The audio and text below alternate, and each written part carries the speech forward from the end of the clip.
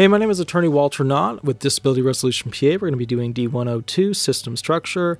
Is it a child or adult claim? Is it a child or adult claim? All right. There's a lot of really complex things that people do with their analysis here and all that kind of jazz. Remember, these videos are purely for the purpose of showing you exactly what you need to know to be able to do this, not a theoretical, hypothetical, yada, yada, yada. 17 days, or 17 years and a day before 18 years old. 17 years old and a day before 18. So basically the day before they turn 18 is a child claim. 18 plus is an adult claim.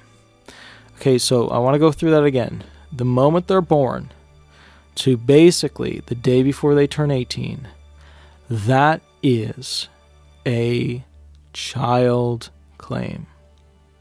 18 plus is an adult claim. Okay.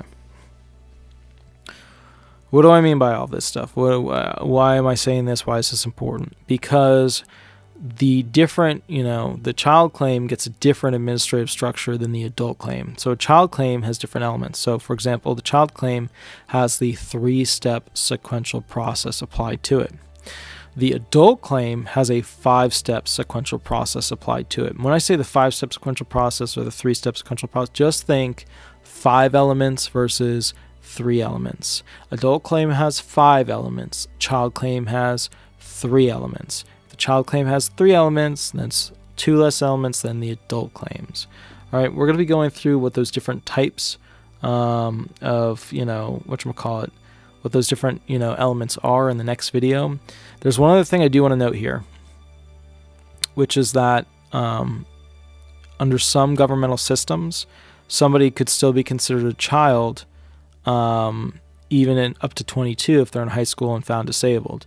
But that's not how this works. This is purely like an 18 conversion system. That's when you become an adult. They'll still, if the child is still, let's say that the child turns 18, right? So under the SSA rules, they're an adult now. But if they're still in school and still in their IED 504 programs and stuff like that, and I'll explain to you what those are later, but basically they're like special education systems, then what that equates to is that the child will be considered an adult, but the SSA won't put the child's claim through, which is now an adult, what's called a CDR. And a CDR is basically a continuing disability review.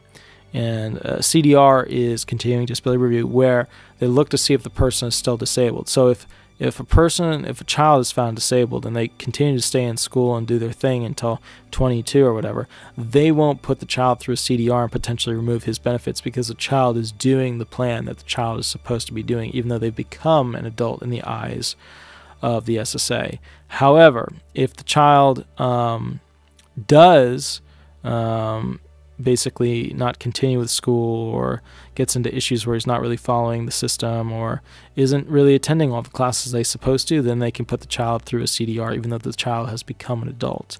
And that's problematic because every time somebody gets entered into a CDR, there's a very good likelihood that they might lose their benefits.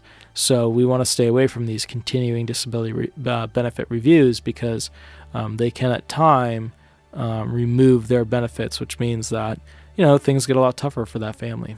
So that's how that works. So, all right, is it a child or adult claim? We've answered that. D102 System Structure, Attorney Walter Hnot, Disability Resolution PA, and I'll catch you at the next video. Thank you so much. Bye-bye.